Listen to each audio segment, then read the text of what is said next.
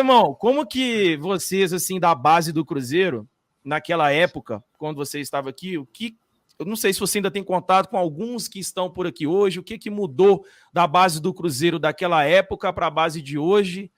Qual que é a influência, essa é a primeira pergunta, o que mudou que você já consegue ver, e qual que é a influência de empresário na vida de jogador? E eu te fazer essa pergunta porque a gente está vendo luva de pedreiro, que nem é jogador de futebol, e a gente percebe como isso interfere.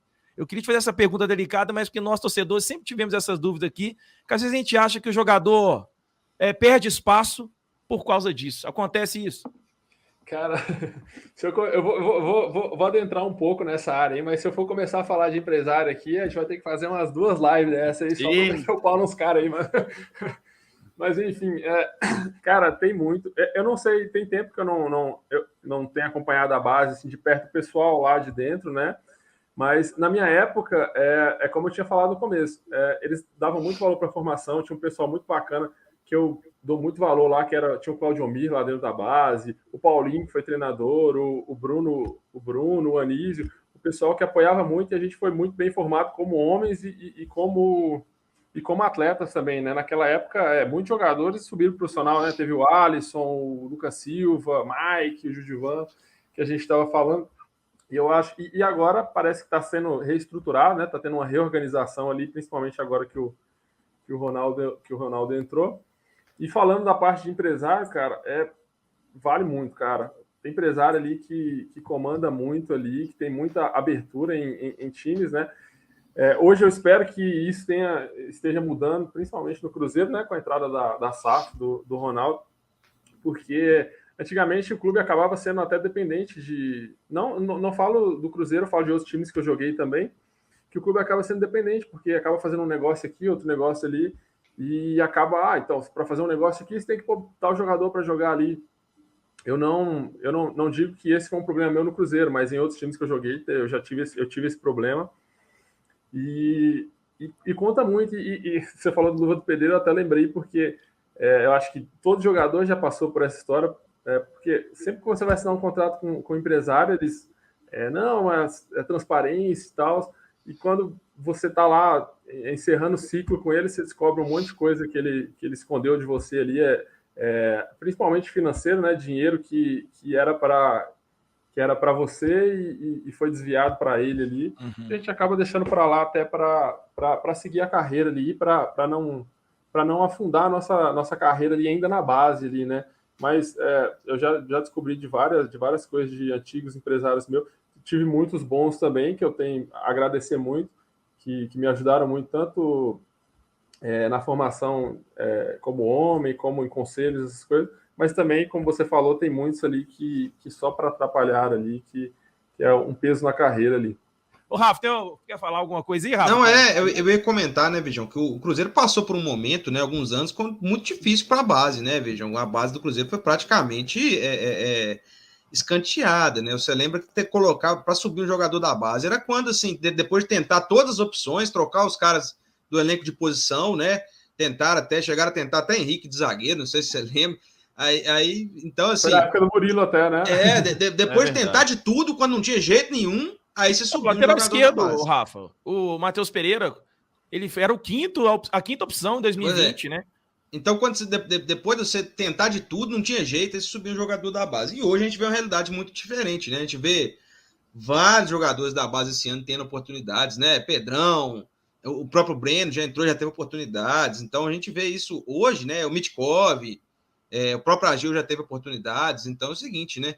A gente vê hoje uma base do Cruzeiro, né? Que dá muitas oportunidades aí para os atletas, e eu acredito, eu queria até perguntar para o Hugo, né, que isso deve ser muito assim, deve ser uma motivação muito grande, né, porque você tá ali treinando, você tá vendo que o seu colega tá tendo oportunidade, um dia o zagueiro tem, no outro dia o lateral, no outro dia o meio campo tem, depois relaciona o Joseph, relaciona o ponto, então acho que isso deve dar uma motivação muito grande, né, Hugo? Sim. Quando eu cheguei no Cruzeiro, eu vinha da base do Palmeiras, né, onde isso era mais complicado ainda. Mas quando eu cheguei no Cruzeiro, eu já senti uma grande diferença na época, né? Que a gente sempre treinava com profissional, né? Então você tinha aquela adaptação, aquela proximidade ali com os caras que você estava acostumado a ver na TV só, né? Então ter essa proximidade, aprender um pouco com os caras ali. isso já era fundamental. Eu creio que hoje essa proximidade está bem maior, e isso é muito interessante para o pessoal da base ali, para ter essa ambientação, né? Eu particularmente, sempre tive muita dificuldade em adaptação, principalmente com novos elencos, novos times, porque ali você chega ali, tem vários caras ali que já estão ambientados ali, já estão acostumados ali, jogando um com o outro já. Então, para eles, tem sido de grande valor ali.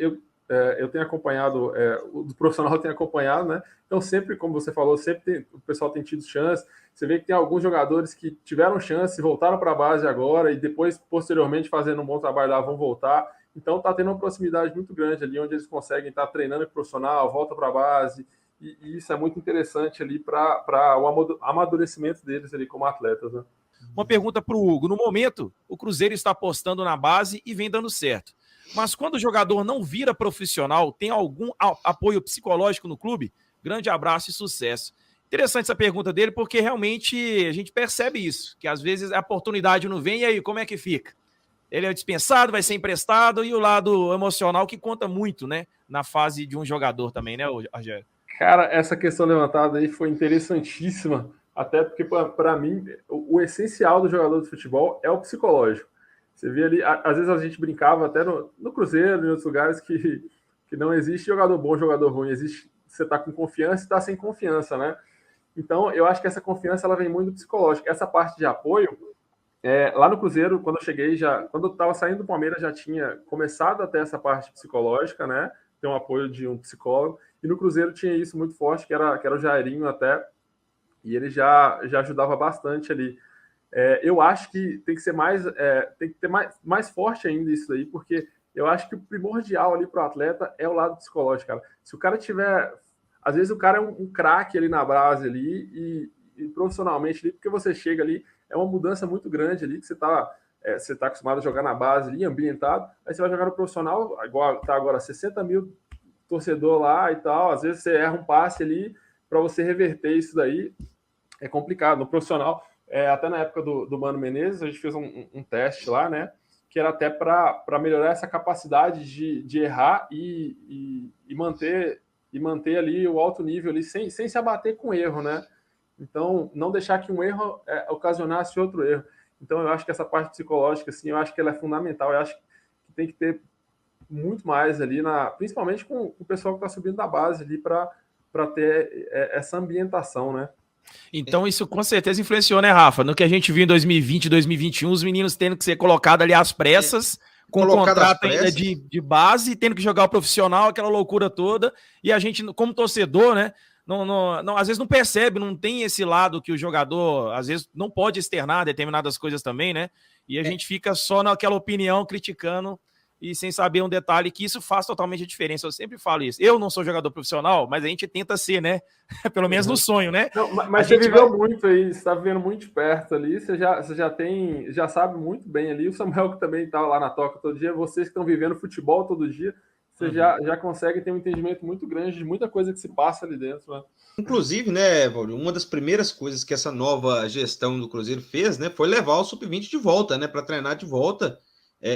Junto com o profissional, né? Tinha afastado, e isso é fundamental, porque a gente vê hoje os jogadores que entram sentindo, né? Isso que o Hugo colocou, sentindo muito menos, né? Você vê eles sentindo muito menos essa dificuldade, porque realmente o pessoal que entrava em 2020, 2021, entrava numa fria, vamos falar a verdade, né? A gente tem que falar que a gente não tá aqui para passar pano nem nada. Então o pessoal entrava numa fria, você via. Pegando o próprio Stênio, o Stênio que a gente vai falar dele aqui hoje, o Stênio tá aí com condição de jogo para amanhã, colocaram o Stênio numa fria, mas assim, uma gelada, que era como se fosse assim, pega aí, resolve aí, né? Resolve aí, não tem ninguém, você vai aí e resolve.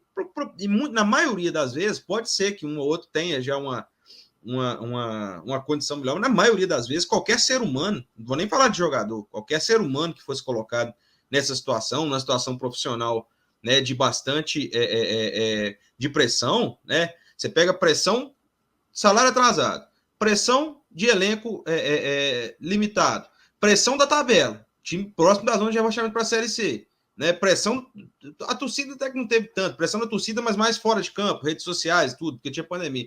Então você pega os meninos, né? O Stênio, por exemplo, ele entrou com 17 anos, né?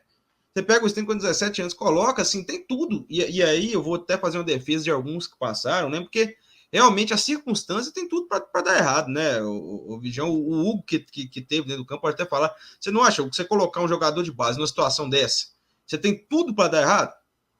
Cara, eu acho que foi muito, muito ruim para eles. Você falou do Stênio, foi até uma boa, uma boa colocação, porque o Stênio tinha 17 anos e colocaram ele como o ponta do Cruzeiro, né?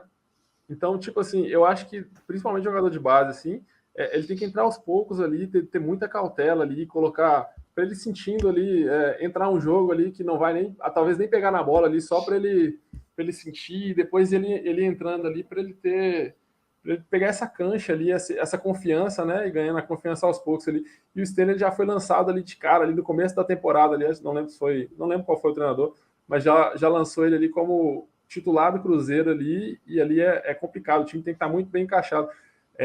Eu torço muito para que nesse time de hoje, que está um time bem encaixado, né, que ele consiga as chances dele lá e que ele ajude, que é uma posição que eu acho que o Cruzeiro precisa dar uma aprimorada ali. Eu acho que é uma grande chance para ele ali. Eu acho que ele está mais maduro agora também, né?